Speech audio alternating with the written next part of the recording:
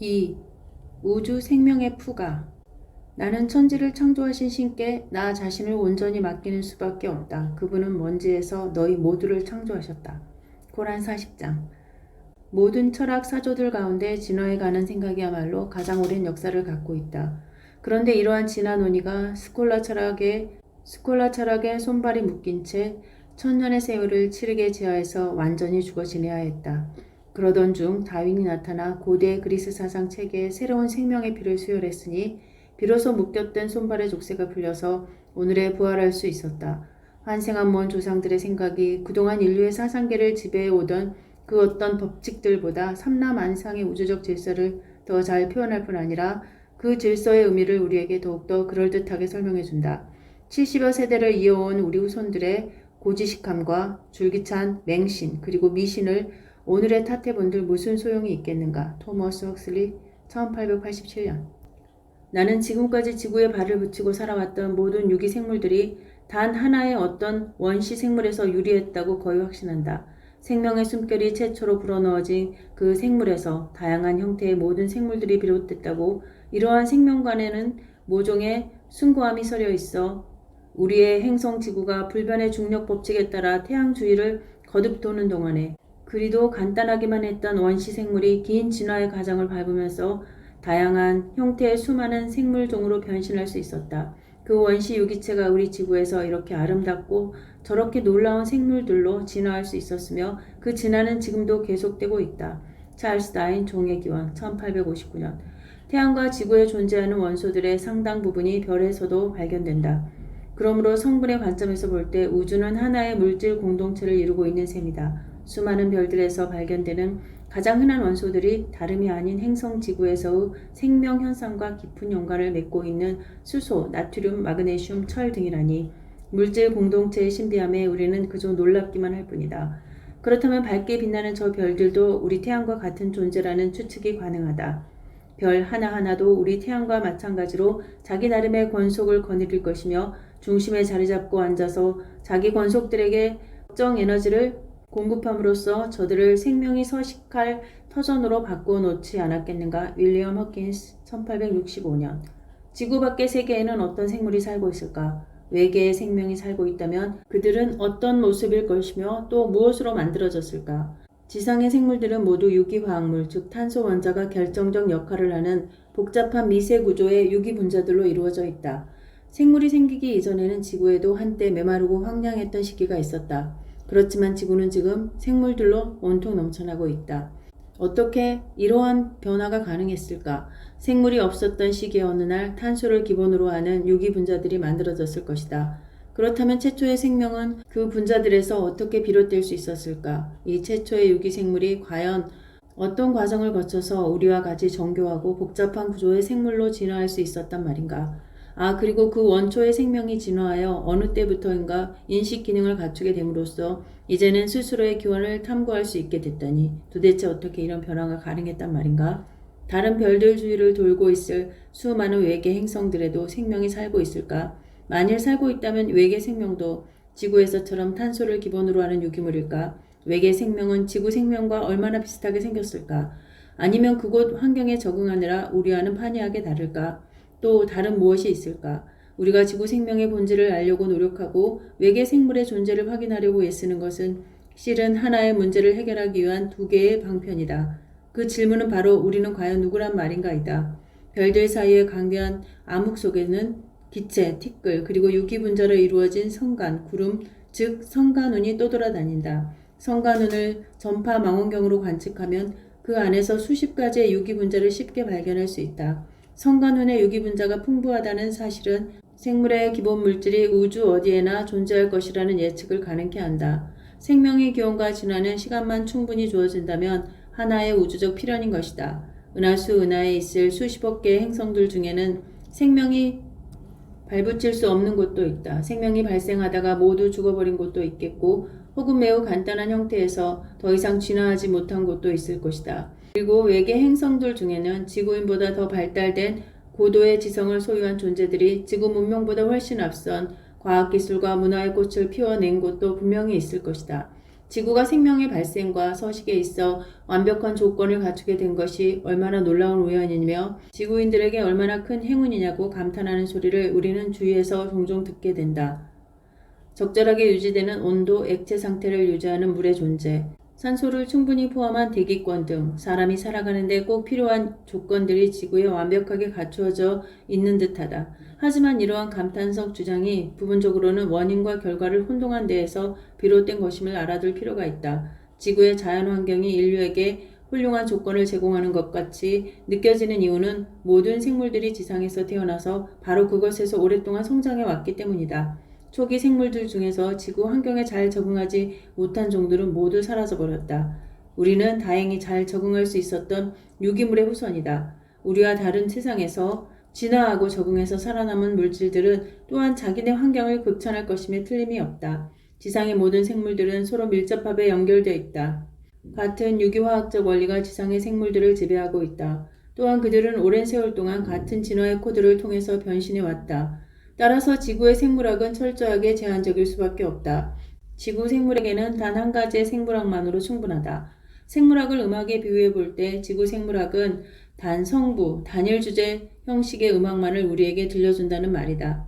그렇다면 수천 광년 떨어진 저 먼 곳의 생명은 우리에게 어떤 형식의 음악을 들려줄 준비를 해놓고 있을까 무척 궁금하다. 풀피리 하나로 연주되는 지구 생명의 이 외로운 음악 하나가 우리가 우주에서 기대할 수 있는 유일한 음악일까? 우주 생물이 들려줄 음악은 외로운 풀피리 소리가 아니라 푸가일 가능성이 높다. 우리는 우주 음악에서 화음과 불협 화음이 교차하는 다성부, 대입법, 양식의 둔주곡을 기대한다. 10억 개의 성부로 이루어진 은하 생명의 푸가를 듣는다면 지구의 생물학자들은 그 화려함과 장엄함에 정신을 잃고 말 것이다. 지구 생명이 들려주는 음악 중에서 짤막한 한 토막을 소개해 보겠다. 1185년 일본의 천황은 안토쿠라는 이름의 7살 소년이었다. 그는 헤이케 사무라이 일파의 명목상 지도자였다. 당시 헤이케파는 숙적 겐지파와 오랫동안 피비린내 나는 전쟁을 치러오던 중이었다. 이 두 파의 사무라이들은 서로 자신들의 조상이 더 위대함으로 천황의 자리는 자기네가 차지해야 한다고 주장하며 싸웠다. 둘의 자흥을 겨눌 운명의 해전이 1185년 4월 24일 일본의 대단도우라에서 벌어졌다. 이때 안토쿠 천황도 전함에 타고 있었다. 헤이케파는 수적으로 열세였고 전략면에서도 겐지파에 비해 처지는 편이었다. 이 해전에서 헤이케파 병사들이 수없이 전사했다. 전투에서 간신히 살아남은 병사들도 나중에 바다에 몸을 던져 집단 자살했다. 천황의 할머니 니는 천황과 자신이 적에게 포로로 잡혀갈 수 없다고 결심했다. 그 다음 상황은 헤이케 이야기에 이렇게 적혀 있다. 그의 황제는 7살이었는데 나이에 비해 무척 조숙했다. 그는 매우 예쁘게 생겨서 얼굴에서부터 밝은 광채가 발하는 듯했다. 검은 머리카락을 등 뒤로 길게 늘어뜨린 어린 천황은 겁에 질려 한껏 불안한 표정으로 할머니 니에게 물었다. 저를 어디로 데리고 가시나요? 그녀는 눈물을 흘리며 어린 천황을 향해 몸을 돌리고 그를 달랬다. 그러면서 비둘기 색깔 간복에 그의 긴 머리카락을 묶어줬다. 눈물로 범벅이 된 어린 천황은 작고 예쁘장한 두 손을 한데 모았다. 먼저 동쪽에 있는 2세 신궁의 작별을 고하고 서쪽으로 돌아서서 나무아미타무를 반복해서 읊었다. 니인은 우리의 황도는 바다 저 깊은 곳에 있습니다. 라고 말한 뒤 두 팔로 어린 천황을 꼭 껴안은 채 출렁이는 파도 밑으로 가라앉았다. 헤이케 함대는 전멸당했다. 살아남은 사람이라고는 여자 42명 뿐이었다. 이들은 원래 궁중의 시녀였는데 그 후 전쟁터 근처에 살던 어부들에게 몸을 팔면서 살아야 했다. 그러는 동안 헤이케파는 역사에서 완전히 사라졌다. 그러나 시녀와 어촌 사람들 사이에서 태어난 후손들은 단노우라 해전을 기념하는 축제를 열기 시작했다. 이 축제는 오늘날에도 매년 4월 24일에 거행된다. 축제일이 되면 자신을 헤이케 사무라이의 후손이라 생각하는 어민들은 대마로 만든 옷을 입고 검은 머리 덮개를 쓰고 물에 빠져 죽은 천황의 영정이 모셔져 있는 아카마 신궁으로 행진한다. 그곳에서 그들은 단노우라 해전 이후에 일어났던 일들을 재현하는 연극을 관람하기도 했다. 몇 세기가 지난 후에도 사람들은 사무라이 유령들이 바닷물을 퍼내느라 헛수고하는 모습이 보인다고 했다. 그들은 지금도 바다에서 피와 패배와 굴욕을 씻어내려고 그런다는 것이다. 어부들 사이에 구전되는 전설에 따르면 헤이케이 사무라이들은 개가 되어 지금도 일본 내해 단노우라의 바닥을 헤매고 있다고 한다. 그런데 이곳에서 발견되는 개의 등딱지에는 기이한 무늬가 잡혀 있는데 그 무늬는 섬뜩하리만큼 사무라이 얼굴을 빼어 닮았다. 어부들은 이런 개가 잡히면 단노우라 해전의 비극을 기리는 뜻에서 먹지 않고 다시 바다로 놓아준다고 한다. 이 전설은 우리에게 재미있는 문제를 하나 제공한다. 어떻게 사무라이 얼굴이 개의 등딱지에 새겨질 수 있었을까? 답은 아마도 인간이 개의 등딱지에 그 얼굴을 새겨놓았다 일 것이다. 개의 등딱지 형태는 유전된다. 그러나 인간처럼 개들에게도 여러 유전 계통이 있기 마련이다. 우연하게 이 개의 먼 조상 가운데 아주 희미하지만 인간의 얼굴과 유사한 형태의 등딱지를 가진 것이 나타났다고 가정해보자. 어부들은 단노우라 해전 이전에도 그렇게 생긴 개를 먹는다는 생각을 그리 달갑게 여기지는 않았을 것이다. 그들은 이 개들을 다시 바다로 돌려보냄으로써 자기도 모르는 사이에 쥐나의 바퀴를 특정 방향으로 돌렸던 것이다.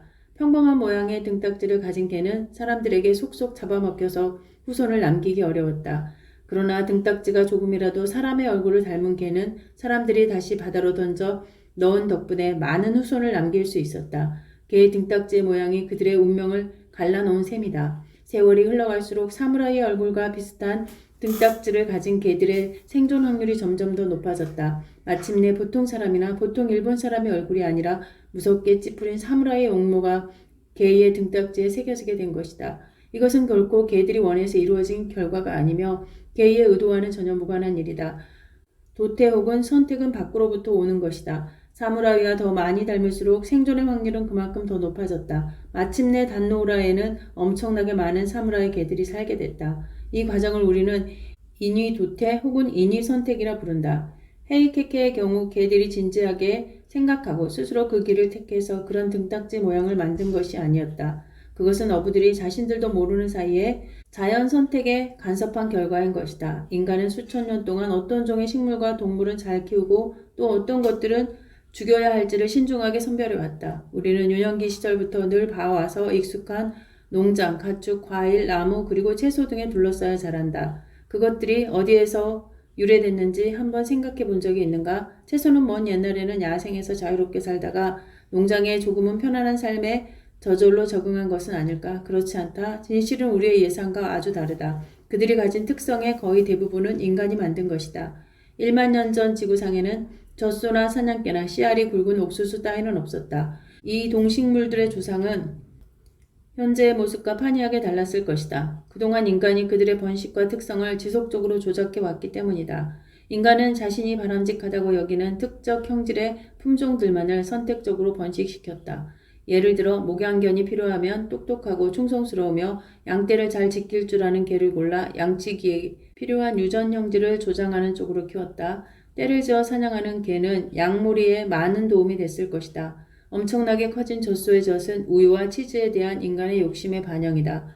현재 우리가 즐기는 알이 큰 옥수수의 조상도 터무니없이 왜소했을 것이다. 현대 옥수수에 왜소했던 조상은 수만 세대를 거치는 동안에 사람의 입맛에 맞도록 그리고 사람에게 필요한 영양분을 많이 갖추도록 인간에 의해서 번식이 조절되어 왔다. 그 결과 이제는 인간의 도움 없이는 번식할 수 없는 처지로까지 옥수수의 유전 형질이 변형돼 버렸다. 에이케, 목양견, 젖소, 옥수수 등에서 볼 수 있는 인위 도태의 핵심은 식물과 동물의 외형적 특성과 행동 형질들이 그대로 유전된다는 점이다. 이유가 무엇이든 간에 인간은 특정 변종의 번식을 조장하고 다른 변종의 번식을 억제해왔다. 전자는 우점종이 되어 마침내 크게 번성했지만 후자는 그 수가 크게 줄거나 혹은 멸종에 이르렀다. 인간이 동식물의 새로운 품종을 만들 수 있을진데 자연이라고 그렇게 못할 이유가 어디 있겠는가. 자연적으로 유전 형질이 변하는 과정을 우리는 자연 도태 혹은 자연 선택이라고 한다.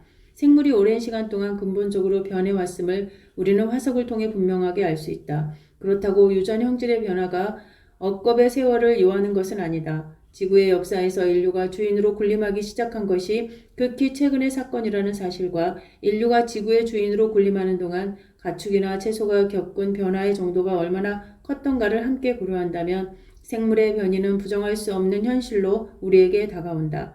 화석에 남겨진 생명의 진화의 기록에서 우리는 한때 번성했던 종들이 지금은 흔적도 없이 사라진 경우를 허다하게 보게 된다.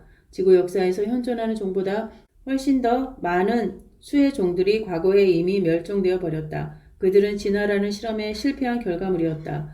야생동물을 가축으로 길들이는 과정에서도 인간이 유도한 유전 형질의 변화는 아주 빠른 속도로 진행됐다. 토끼는 중세 초기에 길들여졌다. 토끼는 프랑스 수도사들이 처음 길들였다. 새로 태어난 어린 토끼는 생선으로 취급되었으므로 교회력에서 육식을 금하는 날에도 고기를 먹을 수 있겠구나 하고 생각한 수도사들이 토끼를 길들이기 시작했다고 한다. 커피의 재배는 15세기에, 사탕무의 재배는 19세기에 시작됐고 밍크는 아직도 가축화의 초기 단계에 있다.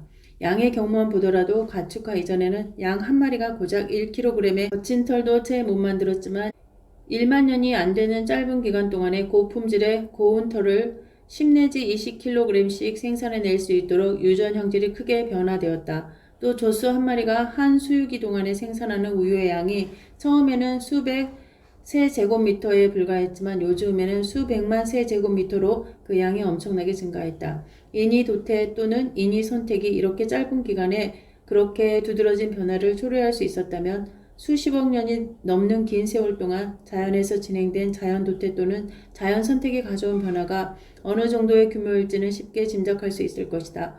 생물 세계의 다양성과 아름다움은 전부 이렇게 해서 생긴 것이다. 진화는 이론이 아니라 현실이다. 자연 도태가 진화의 기작이라는 사실은 찰스 다윈과 엘프리드 러셀 월리스가 우리에게 가져다준 위대한 발견이다. 100년도 더 전에 그들은 대자연이 생존에 더 적합한 종들을 선택한다는 사실을 알아냈다.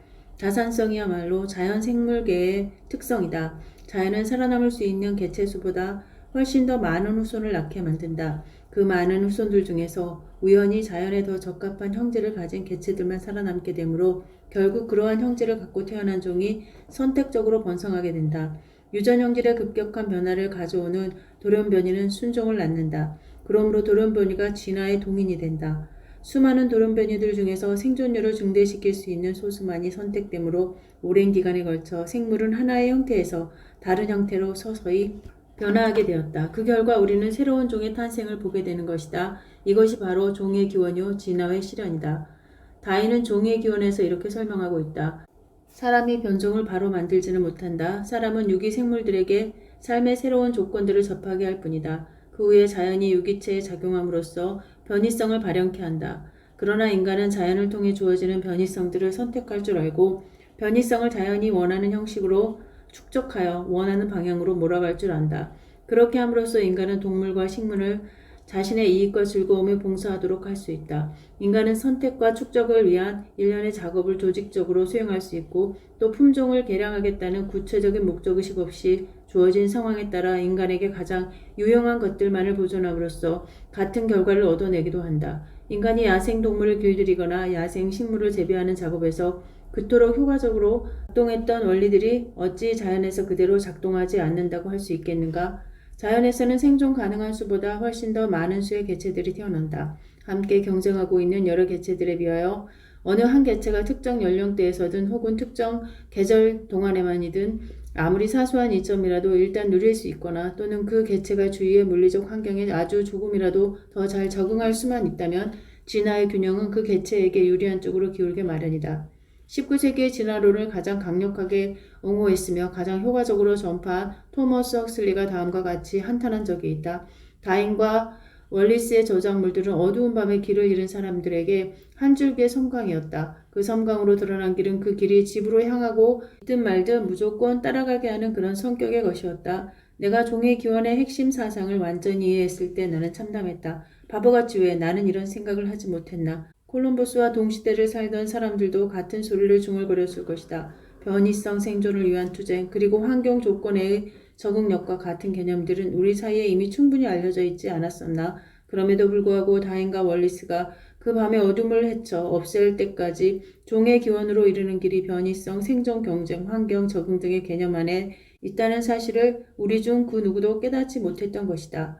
많은 사람들은 진화와 자연선택 이론을 들었을 때 심히 붕괴했다. 아직도 붕괴하고 있는 사람들이 많다. 우리 조상들은 지구 생물들의 우아함에 감탄했다. 즉 생물이 자기 기능 수행에 얼마나 적합한 구조를 하고 있는지 이해한 다음 이것을 위대한 설계자에 대한 증거로 삼았던 것이다. 아주 단순한 단세포 생물마저 가장 정교하다는 회중시계보다 훨씬 더 복잡하다. 그뿐만 아니라 회중시계는 자기 조립이 불가능하다. 회중시계는 전자로 작동하는 벽시계에서 전자시계로 서서히 여러 단계를 거쳐 저절로 진화하는 것이 결코 아니다. 시계가 있으면 그 시계를 만든 자가 반드시 있게 마련이다. 온 세상을 아름다움으로 가득 채우는 생명현상의 다양성, 그리고 그 생명현상들 배후에 숨겨진 복잡 미묘함을 마주할 때마다 사람들은 깊은 외경의 감정에 빠질 수밖에 없었다. 원자와 분자가 우연히 함께 둘러붙어 미묘한 기능을 가진 생물로 변신하다니, 이 주장은 대부분의 사람들에게 터무니없는 것으로만 들렸을 것이다.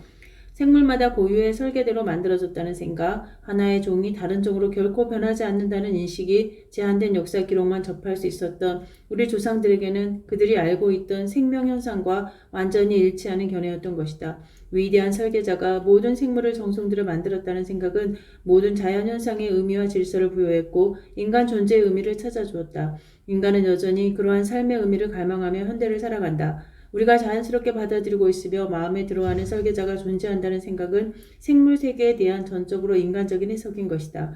그러나 다윈과 월리스는 설계자가 존재한다는 생각만큼 우리 마음에 들고 또 그만큼 인간적이지만 설계자의 존재보다 훨씬 더 설득력 있게 생명 현상을 설명할 수 있는 또 다른 해석을 제시했다.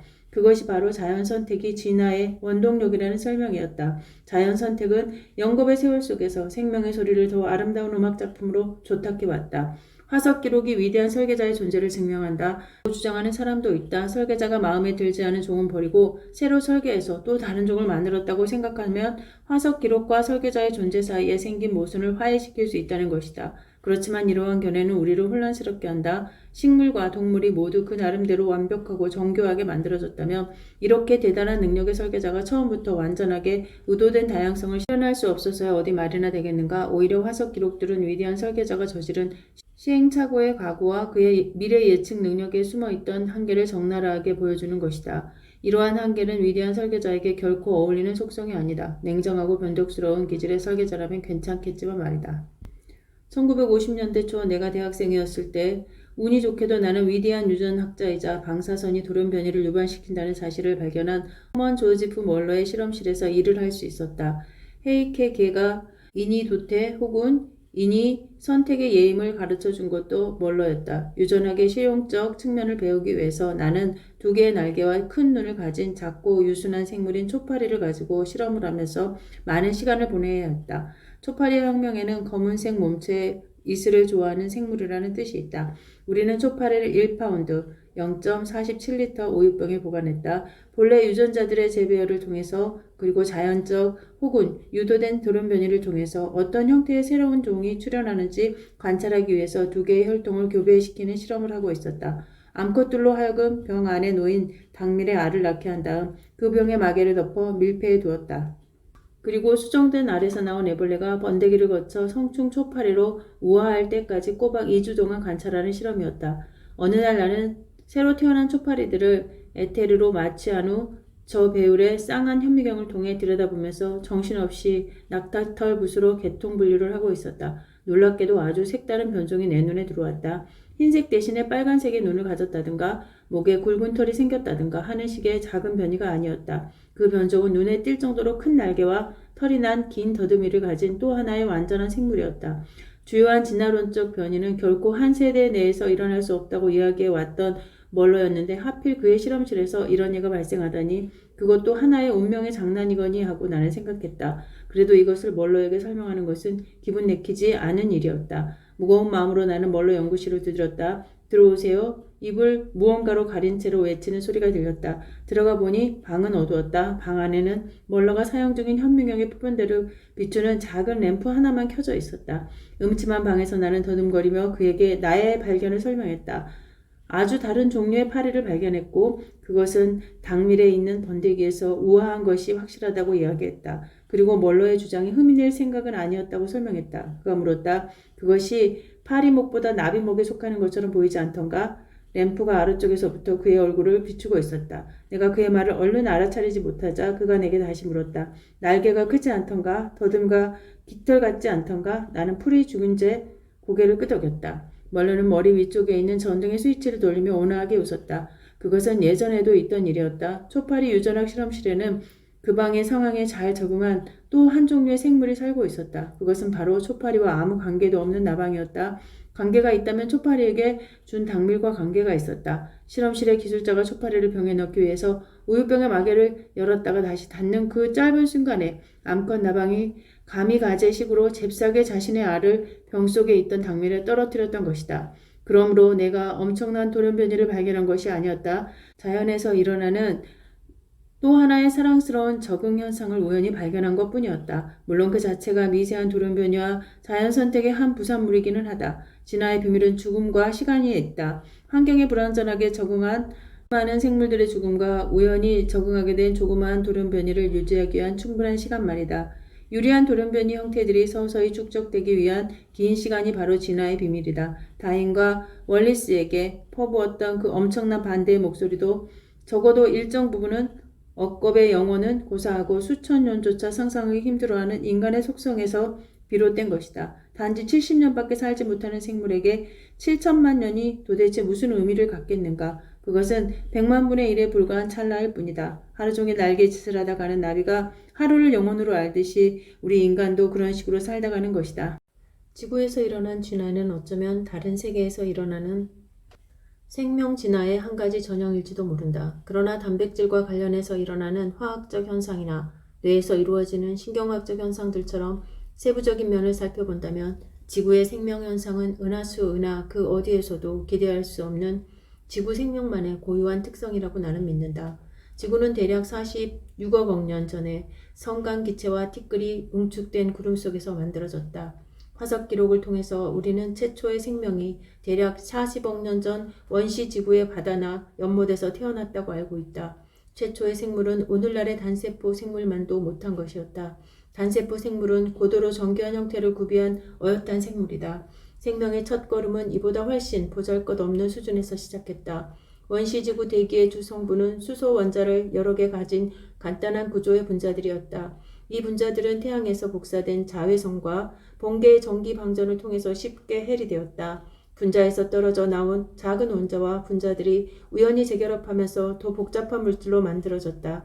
이렇게 생성된 화학 반응의 부산물들은 바다나 연못에 용해됐으며 거기에서 점진적으로 더 복잡한 일종의 유기물 수프와 같은 물질로 서서히 변해갔다. 마침내 스프에 들어있던 다른 종류의 분자들을 바탕으로 하여 스스로를 비슷하게 복제할 수 있는 새로운 분자가 아주 우연하게 만들어졌다. 이 주제는 나중에 더 다룰 것이다. 이렇게 해서 앞으로 모든 지상 생명 현상의 주인공 구실을 하게 될 디옥시리보핵산 분자, 다시 말해 DNA의 원형이 탄생하게 된 것이다. DNA는 나선형으로 꼬인 긴 사다리와 비슷한 구조를 하고 있다. 사다리의 가로대는 각각 서로 다른 네 종류의 분자들로 이루어져 있다. 이것들이 바로 유전자 코드를 기술하는 네 가지 부호이다. 사다리의 가로대를 뉴클리레오티드라고 부르며 그 가로대들이 모여서 주어진 생물을 만드는 데 필요한 설계도, 즉 유전 설계도를 이룬다. 지구상 모든 형태의 생물들은 각각 그 형태에 맞는 설계도를 갖고 있다. 그러나 설계도들은 모두 앞에서 이야기한 4개의 문자만으로 구성되어 있다. 다시 말해 같은 언어로 씌어 있다. 유기체의 종류마다 유전 형질이 다른 이유는 유전 설계도가 비록 같은 언어로 쓰여 있지만 그 내용이 각기 다르기 때문이다. 돌연변이는 뉴클리레오티드의 변화에서 초래되고 변화된 형질은 다음 세대에 그대로 전해진다. 즉 돌연변이는 순종을 생산한다. 뉴클리레오티드에 일어나는 변화는 무작위적이다. 그래서 태어난 돌연변이들의 거의 대부분이 비기능성 효소들을 만들게 되므로 돌연변이는 대부분의 경우 결과적으로 해롭거나 치명적이다. 그러므로 이로운 돌연변이가 발생하려면 오랜 세월을 기다려야 한다. 뉴클레오티드는 폭이 겨우 1cm의 10만 분의 1에 해당하는 지극히 작은 물질이다. 이렇게 작은 물질에서 일어난 변화들 중에서 극히 일부의 경우가 이로운 돌연변이를 유발하고 진화의 원동력으로 작용한다. 40억 년 전 지구라는 에덴 동산에는 분자들만이 우글대고 있었다. 그 당시 에덴 동산에는 다른 분자를 잡아먹는 포식자들이 없었다. 개중에 어떤 분자들은 비효율적인 자기 복제술로 자신을 엉성하게 복제해 남겨놓기도 했다. 자기 복제 기술을 완전히 터득한 분자들이라야 생명 현상이란 건물을 건축하는 데 쓰일 벽돌의 역할을 제대로 수행할 수 있다. 자기 재생산, 돌연변이, 그리고 가장 비효율적 종들의 선택적 제거와 더불어 진화는 분자 수준에서도 이렇게 잘 진행되고 있었다. 시간이 지남에 따라 자기 복제술의 완성도는 점점 나아졌다. 마침내 특정 기능들을 수행할 수 있는 분자들이 한데 모여서 일종의 분자 집합체인 최초의 세포가 만들어졌다. 오늘날 식물 세포는 엽록체라고 불리는 분자들로 이루어진 아주 작은 공장들을 갖고 있다. 엽록체 공장은 햇빛, 물, 이산화탄소를 탄수화물과 산소로 바꾸는 광합성 작용을 한다. 혈액 속에는 미토콘드리아라 불리는 또 다른 종류의 분자 공장이 있다. 이 공장에서는 주어진 생물이 섭취한 음식물에 산소를 첨가하여 에너지를 추출하는 작업을 한다. 현재는 이 공장이 식물과 동물의 세포 안에 존재하지만 한때 독립된 세포로 독자 활동을 했던 시기가 있었다고 믿어진다. 약 30억 년 전 단세포 생물이 세포 분열 후 두 개의 독립된 세포로 되지 못하고 그대로 붙어있는 것들이 생기기 시작했다. 이유는 돌연변이 때문이었으리라. 이것이 최초의 다세포 생물이 태어나는 과정이었다. 우리 몸을 구성하는 세포 하나하나가 실은 공동의 이익을 위해서 모둠살이를 하는 일종의 생활 공동체인 셈이다. 이 공동체는 한때는 각각 독립적으로 존재하던 부분들이 모여서 만들어진 것이다. 사람은 100조 개 가량의 세포로 구성되어 있다. 그러나 사람 한 명 한 명은 수많은 생활 공동체가 모여서 만들어진 또 하나의 거대한 군집인 셈이다. 성은 대략 20억 년 전부터 생긴 듯하다. 그 전에는 새로운 종의 출현이 무작위적 돌연변이의 축적을 통해서만 가능했다. 유전 설계도의 글자를 한 글자씩 바꾸어 돌연변이를 만들고 그것을 또 시험해야 했으므로 진화는 고통스러울 만큼 느리게 진행될 수밖에 없었다. 그러나 성의 출현과 함께 두 개의 생물은 자신들이 가진 유전 설계도를 문단씩 혹은 여러 쪽씩 심지어 몇 번씩 통째로 서로 교환할 수 있게 되었다. 그리고 자연은 이렇게 해서 생긴 새로운 종을 선택이라는 채로 다시 걸러냈다. 결국 성적 결합에 관여할 줄 아는 생물들은 선택되었고 반면에 성에 무관심한 것들은 재빠르게 사라졌다. 이것은 20억 년 전 미생물들에게만 주어졌던 선택사항이 아니다. 오늘날 우리 인간들도 DNA의 조각들을 서로 교환하는 일에 온 정성을 쏟으며 살아간다.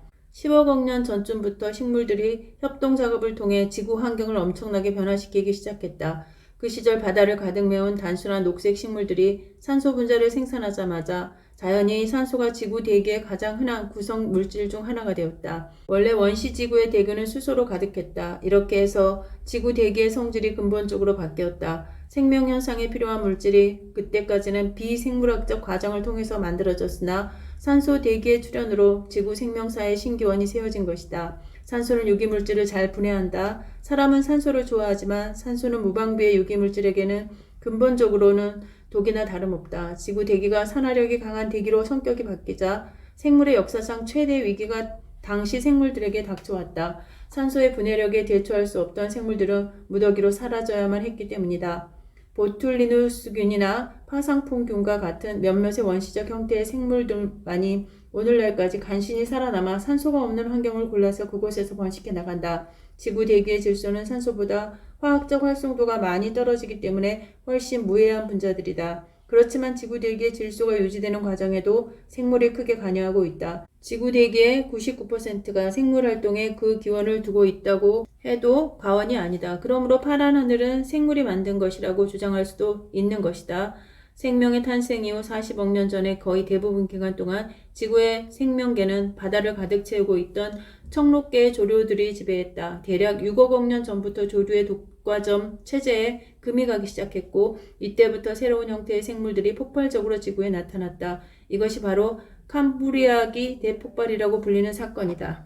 지구가 만들어지자마자 생명이 탄생했다고 해도 그게 잘못된 표현은 아니다.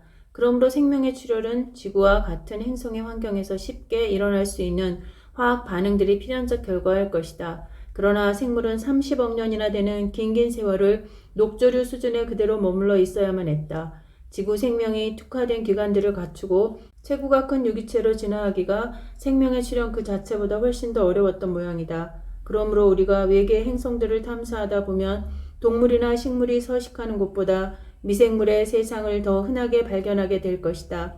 캄브리아기 대폭발이 시작되자마자 다양한 형태의 생물들이 바다에 우글거리기 시작했다. 지금으로부터 5억 년 전쯤 지구에는 삼엽충이 엄청나게 많이 살고 있었다. 오늘날의 곤충과 비슷한 그들은 아름다운 동물이었다. 그 중에는 해저에서 무리를 지어 사냥하면서 살아가는 종들도 있었다. 삼엽충들은 평광을 감지할 수 있는 수정체의 겹눈을 가지고 있었다.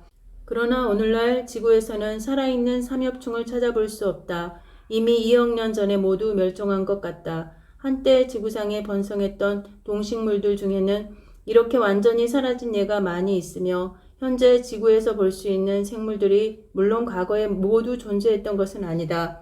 오래된 암석과 화석 가운데 우리와 같은 동물들은 눈을 씻고 봐도 찾을 수가 없다. 종들은 잠깐 나타나 그럭저럭 살다가 완전히 멸종하고는 한다. 캄브리아기 대폭발 이전에도 새로운 종들의 출현과 멸종이 있었던 것 같지만 그 속도가 다소 느렸던 것 같다.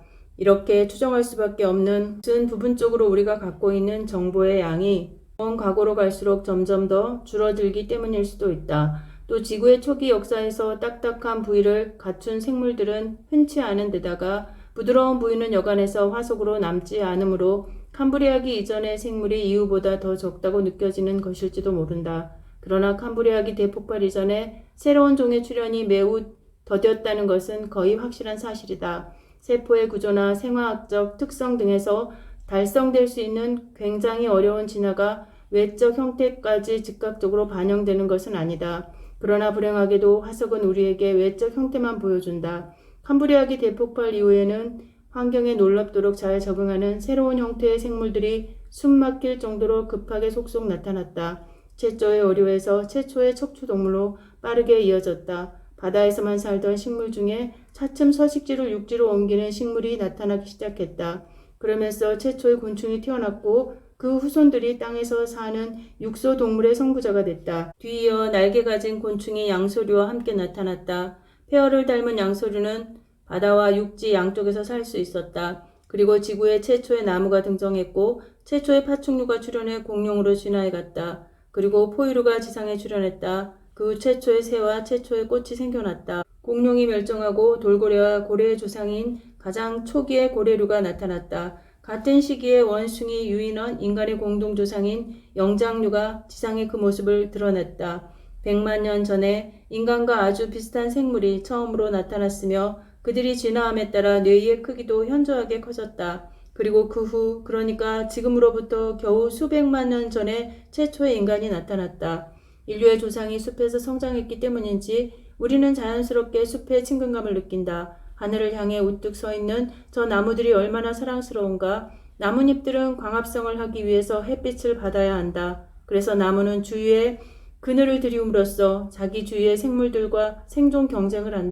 나무들이 성장하는 모습을 자세히 관찰하며 나무들이 나른한 은총을 차지하기 위해 서로 밀고 밀치며 씨름하는 것을 발견할 수 있다. 나무는 햇빛을 생존의 동력으로 삼는 아름답고 위대한 기계이다. 땅에서 물을 길어올리고 공기 중에서 이산화탄소를 빨아들여 자신에게 필요한 음식물을 합성할 줄 안다. 그 음식의 일부는 물론 우리 인간이 탐내는 것이기도 하다. 합성한 탄수화물은 식물 자신의 일들을 수행하는 데 필요한 에너지의 원천이 된다. 궁극적으로 식물의 기생에서 사는 우리 같은 동물은 식물이 합성해놓은 탄수화물을 훔쳐서 자기 일을 수행하는 데 이용한다. 우리는 식물을 먹음으로써 탄수화물을 섭취한 다음 호흡으로 혈액 속에 불러들인 산소와 결합시켜 움직이는 데 필요한 에너지를 뽑아낸다. 그리고 우리가 호흡 과정에서 뱉은 이산화탄소는 다시 식물에게 흡수돼 탄수화물 합성에 재활용된다. 동물과 식물이 각각 상대가 토해내는 것을 다시 들이마시다니 이것이야말로 환상적인 협력이 아니고 또 무엇이겠는가. 이것은 지구 차원에서 실현되는 일종의 구강대 기공의 인공호흡인 것이다. 그리고 이 위대한 순환작용의 원동력이 무려 1억 5천만 킬로미터나 떨어진 태양에서 오는 빛이라니 자연이 이루는 협력이 그저 놀랍기만 하다. 알려진 유기분자의 수는 100억 개가 넘지만 이 중에서 생명현상의 필수 요원으로 활동하는 것은 약 50종뿐이다. 동일한 조합의 분자들이 여러 가지의 기능을 발휘하는 데 반복해서 사용된다. 분자들의 조합이 하나의 모듈로 쓰이는 것이다. 그러므로 지구 생명은 주어진 기능을 수행하는 데 최대의 경제성을 유지하는 아주 영리한 존재이다.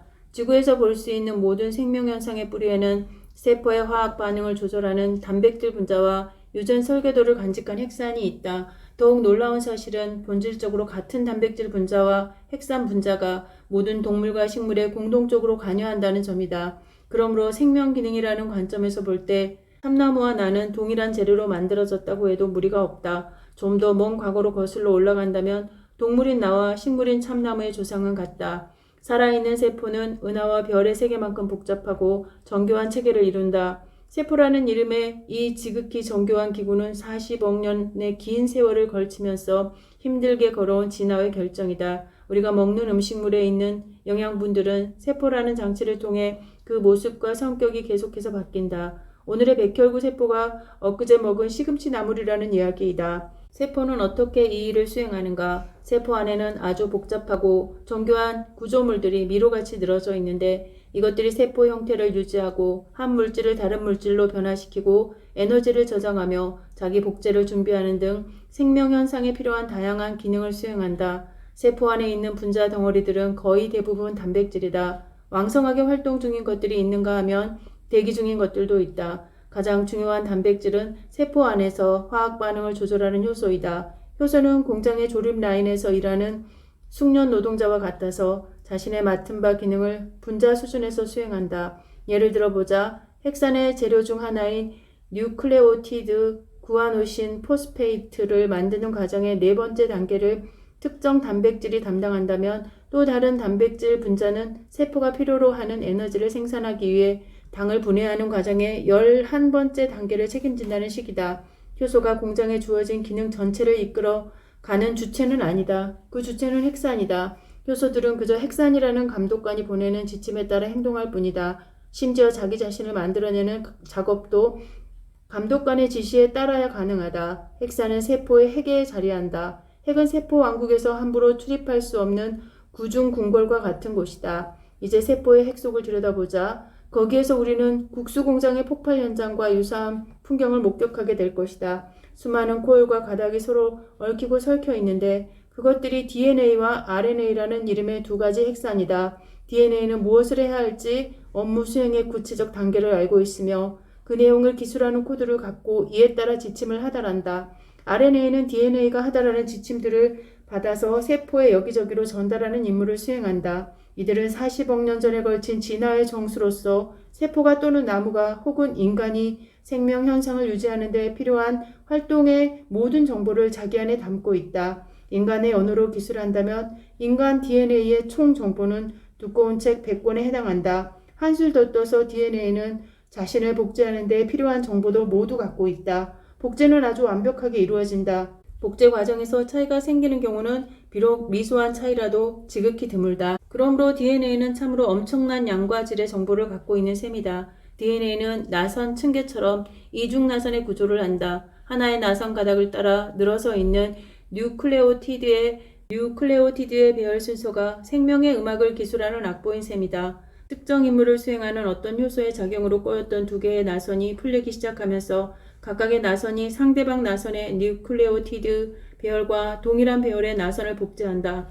DNA 중합체 효소라고 불리는 특수 기능의 효소가 이중 나선의 해체가 진행되는 동안 복제가 거의 완벽하게 되도록 돕고 확인한다. 복제에 실수가 생겨서 잘못 끼워진 뉴클레오티드는 잘라내고 제대로 된 것으로 대체하는 효소들도 활동한다. 효소가 비록 분자만한 기계라고 하지만 그들은 참으로 엄청난 일을 수행한다. DNA는 완벽한 자기 복제를 통해 유전 형태를 보존하고 전달하는 일을 한다. 이와 더불어 핵의 DNA는 전달자 RNA라고 불리는 또 다른 핵산을 합성하여 세포의 신진대사 활동을 관장한다. 전달자 RNA는 핵 밖으로 이동한 후 정확한 시간과 장소에서 특정 효소의 생성을 조절한다. 결과적으로 효소가 하나 생성되고 이 효소는 세포 내 화학 반응의 특정 단계를 관리한다. 인간의 DNA는 10억 개의 뉴클레오티드로 연결된 두 개의 나선이 이루는 매우 긴 사다리처럼 생겼다. 다시 말해 DNA 분자는 가로대를 10억 개나 가진 긴 사다리이다. 뉴클레오티드들이 이룰 수 있는 조합의 대부분은 아무 쓸모도 없는 단백질을 합성함으로 생명의 관점에서 무의미하다. 우리같이 복잡한 생물의 경우에도 유용한 핵산 분자는 극히 제한되어 있다. 그렇지만 유용한 핵산을 조합하는 방법의 수는 우주에 존재하는 전자와 양성자의 수를 전부 합한 것보다 훨씬 더 많다. 그 결과로 나타날 가능한 인간 개체의 총수는 지금까지 살았던 사람들의 수를 훨씬 능가한다. 핵산에 가능한 조합들 중에서 지금까지 지상에 살았던 그 어떤 인간을 통해서도 구현되지 않은 조합들이 아직 무수히 많이 남아있다니 우리는 여기서 인간이라는 종이 가진 잠재력이 어마어마하다는 결론을 내릴 수 있다. 그렇다면 앞으로는 지금까지 지상에 살았던 그 어떤 인간보다 뛰어난 인간을 설계할 수 있을지도 모른다. 물론 뛰어나다는 것은 어떤 기준을 택하느냐에 따라 달라지겠지만 말이다. 다행스럽게도 뉴클레오티드의 순서를 어떻게 바꾸어야 새로운 인류를 만들 수 있을지 아직은 잘 모른다. 그렇지만 머지않은 미래에 바람직한 특성을 인간에게 부여하기 위해서 뉴클레오티드를 우리 마음대로 조합할 수 있을 것이다. 이것이야말로 우리로 하여금 정신이 번쩍 들게 하면서 동시에 불안에 떨게 하는 우리 미래의 한 단면이다. 진화는 돌연변이와 자연선택을 통해서 이루어진다. DNA 중합체 요소가 복제 과정에서 실수를 범하면 돌연변이가 생긴다. 그러나 중합체 효소가 실수하는 경우는 매우 드물다. 태양에서부터 오는 방사능 입자나 자외선 광자도 돌연변이의 요인이 된다. 또 우주에서 지구로 들어오는 높은 에너지의 우주선 입자나 주위 환경의 화학 물질 때문에 돌연변이가 발생할 수도 있다. 이러한 요인들은 뉴클레오티드를 변화시키거나 핵산의 끈을 꼬거나 묶는다. 돌연변이율이 너무 높으면 40억 년 동안 공들여 쌓아온 진화유산의 탑이 송두리째 무너진다. 반대로 너무 낮으면 미래의 환경 변화에 적응할 새로운 종이 모자란다. 생물의 진화는 돌연변이와 자연선택 사이에 정확한 균형을 필요로 한다. 이러한 균형이 이루어질 때 새로운 환경에 놀랄 만큼 잘 적응하는 생물이 탄생한다. DNA의 뉴클레오티드 하나가 바뀌면 그 DNA가 지정하는 단백질의 아미노산 하나의 변화가 초래된다. 유럽 사람들의 적혈구는 대체로 둥글다. 그런데 아프리카 사람들 중에는 적혈구가 초승달이나 나처럼 생긴 사람들이 있다. 남모양의 적혈구는 산소를 둥근 것보다 덜 운반함으로 빈혈증을 유전시킨다. 그렇지만 말라리아에는 강한 저항력을 제공한다. 두말할 나위 없이 말라리아에 걸려 죽는 것보다 빈혈증과 함께 살아가는 게 낫다. 이렇게 두드러진 차이가 뉴클레오티드 하나에서 유발되는 것이다. 혈액 기능의 차이는 적혈구의 경우처럼 현미경 사진으로도 쉽게 식별할 수 있을 정도로 뚜렷한 변화인데 그렇게 큰 변화가 그 작은 뉴클레오티드에서 왔다니 놀라울 뿐이다. 인간 세포 하나에 들어있는 뉴클레오티드의 총수는 대략 100억 개나 된다. 어마어마한 수인 것이다. 그런데 놀라운 점은 100억 개 중에 단 하나가 그렇게 큰 차이를 낳는다는 사실이다. 우리는 다른 뉴클레오티드들에서 생긴 변화가 어떤 결과를 초래하는지에 대해서 여전히 무지하다. 인간은 겉보기에 나무와 뚜렷하게 다르다. 의심할 여지 없이 인간은 나무와는 다른 양식으로 세상을 인지한다. 그러나 생명 현상의 핵심을 조금만 깊이 들여다보면 분자 수준에서 나무와 인간은 근본적으로 같은 화학 반응을 통하여 생명 활동을 영위함을 알 수 있을 것이다. 한 세대의 유전 형질을 다음 세대로 전하기 위하여 핵산을 사용하는 점은 나무나 사람이나 마찬가지이고 세포 내의 화학 반응을 조절하는 효소로서 단백질을 이용하는 점도 같다. 더욱 중요한 점은 핵산 정보를 단백질 정보로 바꾸는데 나무와 사람이 동일한 설계도를 사용한다는 사실이다. 이 점에 있어서 지상의 모든 생물들은 아무런 차이가 없다. 생명 현상이 보여주는 분자 수준에서의 동질성으로부터 우리는 지상의 모든 생물이 단 하나의 기원에서 비롯됐음을 알 수 있다. 나무, 사람, 아귀, 심지어 변형균과 집신벌레 같은 지구의 모든 생물이 과거로 올라가면 단 하나의 조상으로 수렴한다는 결론이다. 그렇다면 생명의 교원인 바로 그 물질은 지구 생성 초기에 과연 어떻게 만들어질 수 있었을까? 나는 코넬 대학교의 실험실에서 여러 가지를 연구하고 있다. 구체적으로 생명이 탄생하기 전에 유기 반응을 관찰하고 있다. 이것은 생명의 음악을 악보에 옮겨 적는 작업이다. 그중 한 가지 실험을 소개해 보겠다. 원시 지구의 대기를 재현하기 위하여 투명한 용기에 수소, 수증기, 암모니아, 메탄, 황화수소의 혼합 객체를 채운 다음 그 안에서 전기 방전을 일으킨다. 우리는 이와 비슷한 성분의 혼합 객체를 오늘날 목성의 대기에서 실제로 볼 수 있다. 실은 이런 혼합물은 목성뿐 아니라 코스모스의 도처에 존재할 것이다. 전기 방전을 일으킨 것은 옛 지구와 현재 목성에서 공히 볼 수 있는 번개 현상을 재현하기 위함이다. 처음에는 용기 안에 들어있는 성분 기체를 육안으로 확인할 수 없었고 반응 용기도 그대로 투명했다. 그러나 전기 불꽃은 10분쯤 발생시키자 이상한 갈색의 물질이 용기의 벽을 타고 흘러내리기 시작했다. 이윽고 용기 내부가 점점 불투명해지면서 타르 같은 갈색 물질이 용기의 벽을 덮었다. 형성 초기에 태양이 자외선을 많이 방출했으므로 전기 방전을 일으키는 대신 자외선을 쪼여줄 수도 있었다. 그러나 결과는 대동소이했을 것이다. 그 타르 물질에는 대단히 복잡한 유기 분자들이 가득했고 그 중에 단백질과 핵산을 구성하는 분자들이 다량 포함되어 있었다. 생물의 재료 물질은 이같이 쉽게 만들어질 수 있었던 것이다. 이런 실험을 가장 먼저 한 사람은 스탠리 밀러였다. 밀러는 1950년 초에 이 실험을 수행했는데 당시 그는 화학자 헤럴드 유리의 지도를 받는 대학원생이었다. 유리는 원시지구의 대기가 코스모스의 대부분이 그러하듯이 수소로 가득했다고 주장했다. 시간이 흐르는 동안 지구에서는 수소가 조금씩 우주로 새어나갔지만 거대한 목성에는 수소가 아직 그대로 잡혀 있다.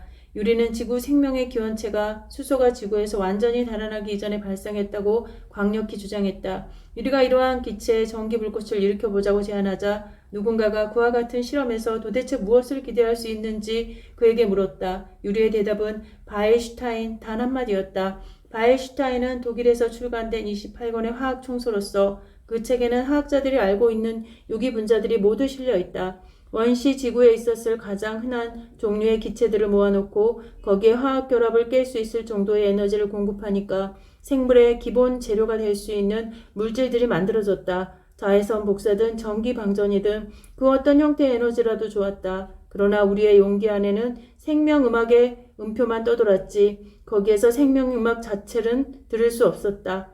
분자 수준의 재료들을 정해진 순서에 따라 결합해야만 생명의 음악이 가능해진다. 분명히 생명은 단백질을 구성하는 아미노산과 핵산을 구성하는 뉴클레오티드 이상의 그 무엇이었던 것이다. 그러나 이러한 재료들을 길게 배열하여 긴 사슬 모양의 분자를 만들기만 해도 그것으로 우리의 실험은 엄청난 진전을 본 것이나 다름없다. 원시지구와 같은 조건에서 아미노산들이 서로 조합하여 단백질과 유사한 물질들을 만들어냈으며 그중 일부는 지금의 효소처럼 유용한 화학 반응을 서투르게나마 조절할 줄 알았다. 뉴클레오티드끼리 26개씩 결합하여 핵산 가닥들을 만들기도 했다. 실험관 내 환경을 적절히 조절하면 짤막한 핵산들이 자기 자신을 복제하는 경우도 볼 수 있었다. 지금까지 그 누구도 원시 지구의 기체와 물을 시험관에 함께 넣어 각종 반응을 겪게 한 다음 거기에서 무엇인가 꼬물거리는 것이 기어나오게 한 적은 한 번도 없다. 지금까지 알려진 생물 중에서 가장 작다는 바이로이드만 하더라도 1만 개 정도의 원자로 구성되어 있다. 바이로이드는 바이러스보다 작은 RNA 병원체로서 작물의 몇 가지의 병을 유발하는데 자기보다 더 단순한 유기체가 아니라 오히려 더 복잡한 것에서 진화된 것으로 보인다. 게다가 그렇게 진화된 것도 얼마 되지 않았다. 바이로드보다 더 단순한 생물을 상상하기는 그리 쉬운 일이 아니다. 바이로드는 단백질 막을 가지는 바이러스와는 달리 핵산으로만 구성되어 있다. 그것은 단지 선형 혹은 구형의 구조를 가진 한 가닥의 RNA이다. 바이로이드는 시종일관 꾸준히 노력하는 기생체이기 때문에 그렇게 작은 존재이지만 여전히 크게 번성할 수 있는 것이다. 바이러스와 마찬가지로 바이로이드들은 자기보다 훨씬 크고 잘 작동하는 세포 안에 있는 분자 수준의 공장을 점령해서 세포 대신 바이로드를 만드는 공장으로 그 공장의 기능을 바꿔버린다. 독립적으로 살 수 있는 생물들 중에서 가장 작다고 알려진 것으로 늑막 폐렴균과 유사한 극히 작은 생물 야수들이 있다. 그것들은 대략 5천만 개의 원자로 구성되어 있다. 생명 현상에 필요한 많은 일들을 스스로 처리해야 하는 이러한 생물들은 물론 바이러스나 바이로드들보다 훨씬 더 복잡한 구조를 하고 있다. 그러나 현재 지구의 환경은 단순한 형태의 생물들에게 매우 불리하다. 그들은 생존을 위하여 열심히 일을 해야 할 뿐 아니라 늘 포식자들을 조심해야 한다. 그러나 행성 지구가 형성되고 얼마 안 된 지구 역사의 초창기에는 아주 단순하고 독립적인 생물들이 남들과 경쟁하여 살아남을 확률이 꽤나 높았다. 수소가 주 성분이던 이 시기에 지구 대기에서는 태양 광선 덕분에 수소를 원료로 하는 유기 분자들이 많이 만들어질 수 있었다.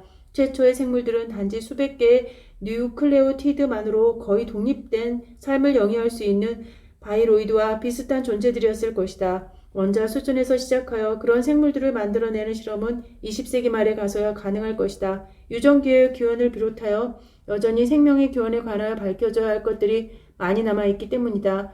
생명 창조에 기울인 인간의 노력은 이제 겨우 30여 년의 역사를 말할 수 있을 뿐이다. 이것에 비한다면 자연이 우리보다 40억 년이나 앞서 있다. 그러니 우리도 썩 잘하고 있는 셈이다. 지구 대기권에서 수행된 실험이라고 해서 그 결과와 의미가 지구에만 국한되는 것은 아니다. 국한시켜야 할 이유가 없다. 초기 대기의 구성 성분과 에너지의 원천은 코스모스 어디에서나 대동소이하기 때문이다.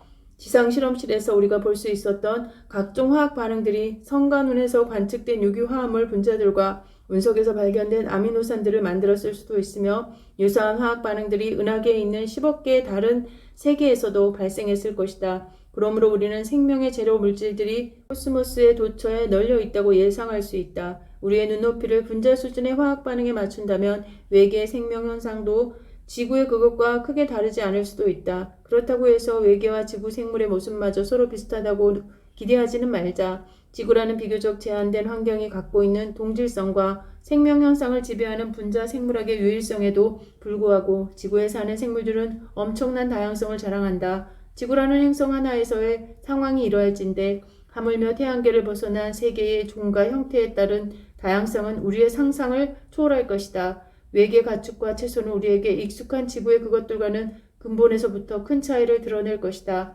주어진 환경 조건에 대한 최상의 해결책은 늘 하나밖에 없을 터이므로 모종의 수렴성은 기대해도 좋을 것이다. 예를 들어 가시광선 파장 대역의 빛을 이용해 사물을 보는 존재들은 두 방향에서 시야를 확보해야 거리를 측정할 수 있기 때문에 그들의 눈도 두 개일 것이다. 그러나 진화의 긴 역사에서 볼 수 있었던 무작위성의 위력을 감안한다면 외계 생물들은 그 댐댐이로 우리에게 엄청난 충격을 줄 것임에 틀림이 없다.